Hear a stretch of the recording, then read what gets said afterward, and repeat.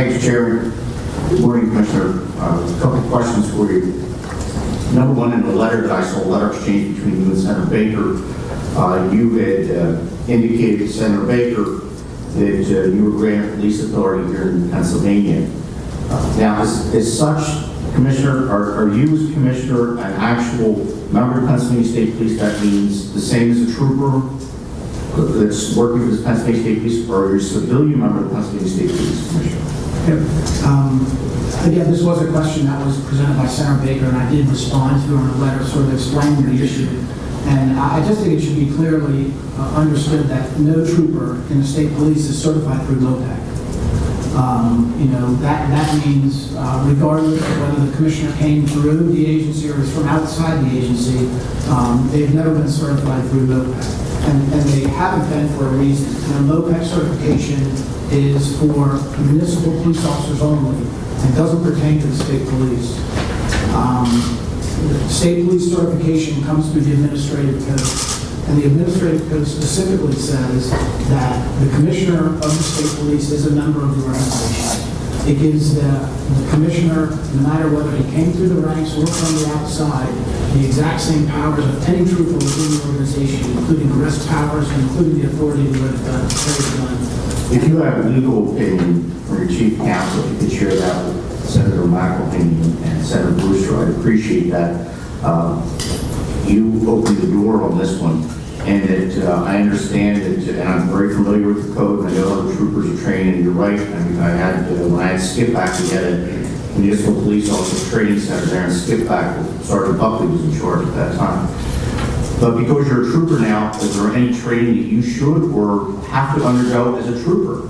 Something that would be there at the barracks. If you want to consider yourself a trooper, you're obviously not trained the same way they were, which you may be paid through municipal police officer training. Is there something that should require you, or are you doing something on your own to go through that state police training? Yeah, there are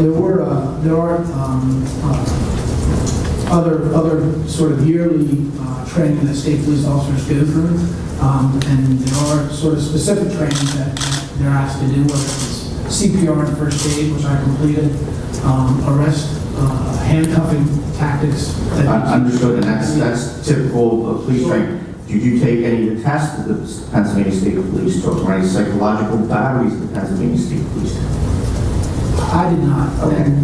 And if you could also give me that chief counsel's letter, I'd really appreciate it. Get it through the two chairs, Senator McElhaney and Senator Brewster, so we can take a look at chief counsel, what he's, and I'm not saying you're right or he's wrong. I just would like to see that legal opinion on it if you could. Commissioner, you brought up Corporal Dixon and Trooper Kedger, and I'm very, very upset with the unilateral decision of the gentleman who appointed you, the governor, to declare a death penalty moratorium here in the Commonwealth of Pennsylvania, especially in light of that animal that cowardly behavior shot and killed Corporal Dixon. Where do you stand as one of the death penalties as one of the chief law enforcement officers here in the Commonwealth? Yeah, the tragedy that happened to the Dixon family, I 100% understand where this organization is on the thoughts on the death penalty and where that family is. And not for 1 second do I disagree with their feelings on what should happen to the person who killed their son. I think for law enforcement, our responsibility of leading an organization is to enforce the laws that the state puts in place. We have a law that says there's a death penalty. That's correct. The legislature enacted that. And this is where I disagree with the governor, not only because aggravating circumstances for death penalties, killing a police officer on duty. Additionally, the governor bypassed the legislature that enacted the legitimate statute, and bypassed the judicial branch, where any of those individuals are tried and found guilty and given a death sentence by the jury, by the judge. All two branches of government is completely bypassed by that. I'm just asking you, you're one of the two top ranking law enforcement officials here in the Commonwealth of Pennsylvania, along with the Attorney General. Mr. Chairman. Where are you on that? Chairman. Gentleman speech. Yes. Point of order. I recognize that we do these things to make sure we are well equipped to understand the nature of the potential nominee and appointee. Rarely do we go left of field to sort of start interrogating on the nature of what we agree with or disagree with regard to the governor. If so, we'll be here till like 5 o'clock this afternoon. Because I could ask him about his position on how we get to the moon. Who gives a damn?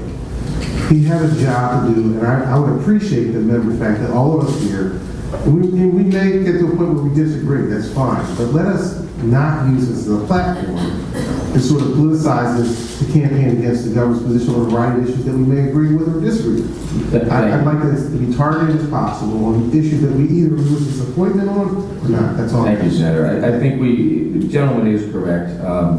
Although the question is accurate, you can ask the question, but whether or not it pertains to the governor is probably something we shouldn't be asking. Agree or disagree with your boss, we're kind of like in a bad situation right now. So we can move past that, but Senator Rafferty can continue.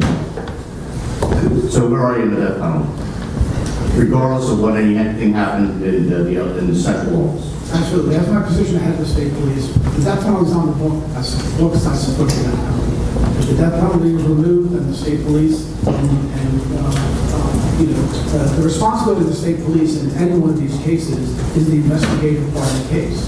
We're going to work extremely hard, no matter what the decision is going to be of a prosecutor as to the outcome of the punishment.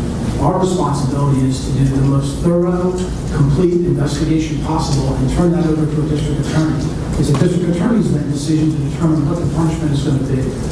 If you're asking me, do I support the Dixon family and their feelings on what should happen in this case, I understand their feelings and I support that. Let me ask you a quick question, then I'll change gears on homestead exemptions, which I used to practice homestead exemptions. And Commissioner, this has been a thorn in your side, all of us going forward. You were declaring a home in Maryland as a homestead while you were employed in Maryland. Your family was declaring a home here in Pennsylvania as a homestead, which gave tax breaks to both. And I'm aware of what the Maryland law has said and what the Pennsylvania law has said about this being your primary residence. We have many residents here in Pennsylvania, 6 months here, 6 months in Florida. How do you justify having 2 properties getting tax-exempt status in both properties? Where did you consider your domicile?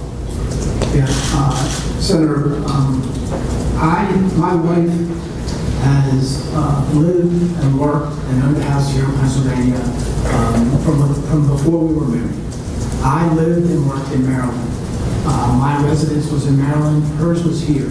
You know, parents and families make a huge amount of different sacrifices to make sure that their families work. Our choice was, I was committed to my job down there, and she was committed to hers up here. And to make our family work, we chose to live in different states. By law, the Homestead Act indicates that your primary residence is determined by 3 things: where you vote, where your driver's license is, and where you pay taxes. Those 3 things were done by my wife in Pennsylvania and by me in Maryland. You know, there were days, every Wednesday I tried to come up and see my children, and on the weekends we split time. But, you know, this issue again was resolved many years ago in Maryland. And the accounting firm, Pennsylvania accounting firm of Baker Tilly, looked at the issue. And they've got tax accountants and tax attorneys that review the issue. And they determined that both of us were entitled to those tax credits. Now, I think an important point, the tax credit that my wife receives, the homestead tax credit she receives in Pennsylvania is $58. The tax credit I received last year in Maryland was $36.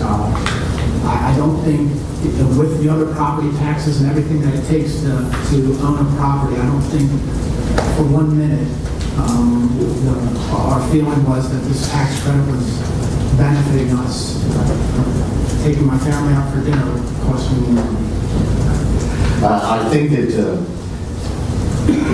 to me, the legalese or the language of the law is pretty clear for both states. The spirit of the law may have been bent, but I think it's very clear. And I understand, at least it was reported, you can refute this, Commissioner, that you bought a commercial property here in Pennsylvania listed moved away from commercial property listed to Pennsylvania residences at the time.